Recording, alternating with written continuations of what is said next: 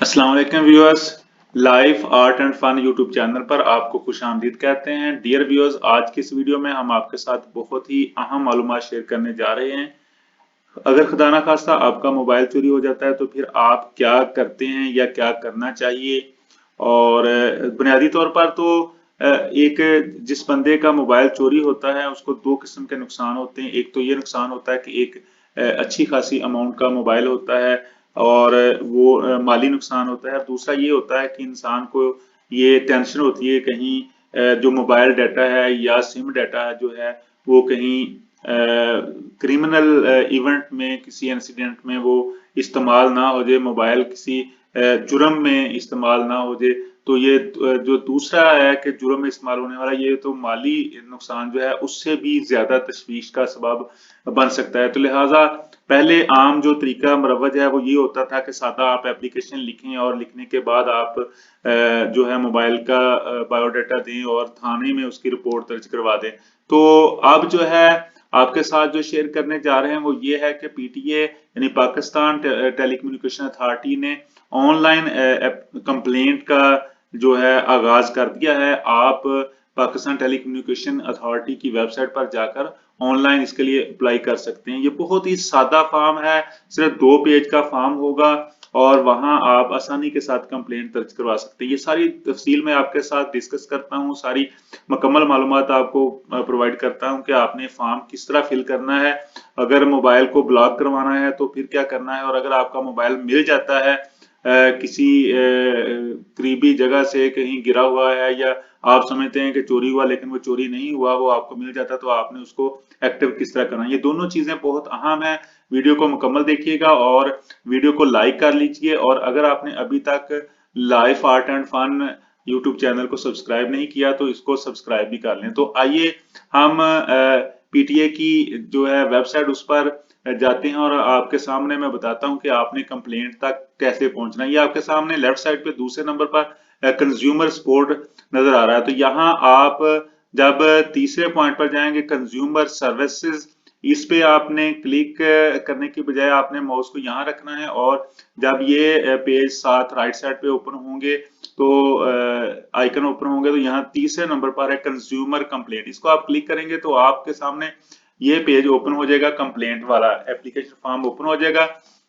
ये 2 पेज आपको दिखाई दे रहे हैं, दोनों ही बहुत इजी है, इसको फिल करना कोई मुश्किल नहीं है। ये ब्लॉक करवाने के लिए है और फिर मैं आपको बताता हूँ कि आपने अगर आपका मोबाइल जो है वो मिल जाता है तो फिर आपने क्या करना है। तो ये आपके सामने लेफ्ट साइड पे जो पेज है इसमें आपने अपना फुल नाम लिखना है। CNIC जो है वो जिस तरह फॉर्मेट दिया होता है, जिस तरह आमतौर पर शनाख्ती कार्ड पे मौजूद होता है, आपने उसी तरह फिल करना। अपना कॉन्टैक्ट नंबर देना है, मोबाइल नंबर कोई राब्ता नंबर देना है, अगर वो कोई घर का मोबाइल नंबर दे सकते हैं, कोई भी दे सकते हैं जो भी आपके इस्तेमाल में है।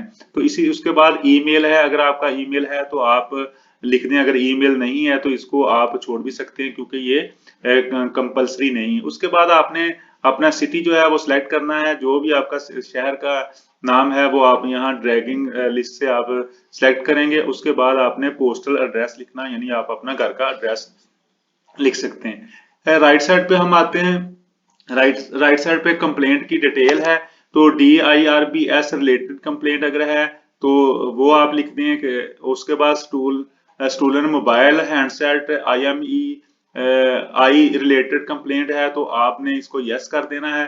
और इसी तरह फिर आप ये देख लें कि ये सारी तफसील जो है उन्होंने यहाँ दी है कि आपने अच्छे तरीके से इसको पढ़ लेना है। उसके बाद कंप्लेंट समरी आपने लिखनी है, डिटेल लिखनी है कि आपका मोबाइल जो है वो कहाँ गुम हुआ है, आपको कहाँ खदशा है। इसके बाद ये जो IMEI होते हैं ये आप जो है आपका जो मोबाइल उसके जो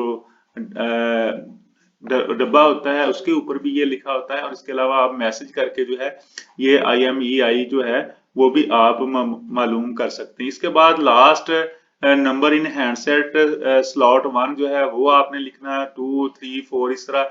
उसके बाद आपने मोबाइल का जो ब्रांड है वो लिखना है, कौन से कंपनी का है, मतलब नोकिया का है, सैमसंग का है, वो लिखना है आपने। इसी तरह मॉडल उसका लिखना है, फिर कलर लिखना है। और इसके बाद आपने सिलेक्ट रीजन करनी है कि आप ब्लॉक करवा रहे हैं तो उसकी रीजन क्या है। आप लिखेंगे कि ये मुख्तलिफ वजूहत लिखी हुई हैं कि स्नैच किया गया है, यानी आपके हाथ से छीना गया है, चोरी किया गया है, स्टोलन या मिसिंग है, या यानी आपको मिल नहीं रहा, किसी जगह पे आपने वो रखा है लेकिन मिल रहा है। उसके बाद आपने इंसिडेंट की डेट लिखनी है कि ये जो वकूआ हुआ है ये किस दिन हुआ है। इन्फॉर्म टू पुलिस, क्या आपने पुलिस को इन्फॉर्म किया है या नहीं। अगर आप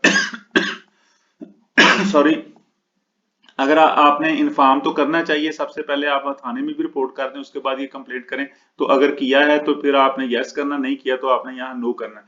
तो जब आप इसको फिर सबमिट करना है, सबमिट करने से पहले आपके पास ओटीपी जनरेट करने के लिए आप क्लिक करेंगे, तो ओटीपी जो है एक नंबर ऑटो जनरेट होता है और वो खुद ही जो है वेरिफिकेशन भी यहाँ हो जाती है।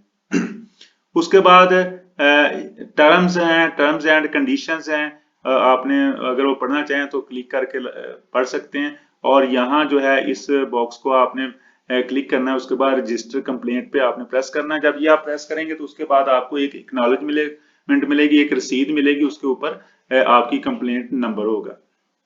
अब आपने क्या करना है उसके बाद, जो है 24 घंटे के अंदर अंदर जो है मोबाइल जो है वो ब्लॉक हो जाएगा, सिम ब्लॉक हो जाएगी। और जो ही और इसी तरह वो सर्च भी होना शुरू हो जाएगा। अगर आपको मिल जाएगा तो आपको मैसेज आएगा कि आपका मोबाइल जो है मिल चुका है। और फिर आप इसी तरह जो है अनब्लॉक करवाने वाली जो पेज है उस पे आप जाएंगे, अनब्लॉक करके आपका मोबाइल जो है दोबारा एक्टिव हो जाएगा।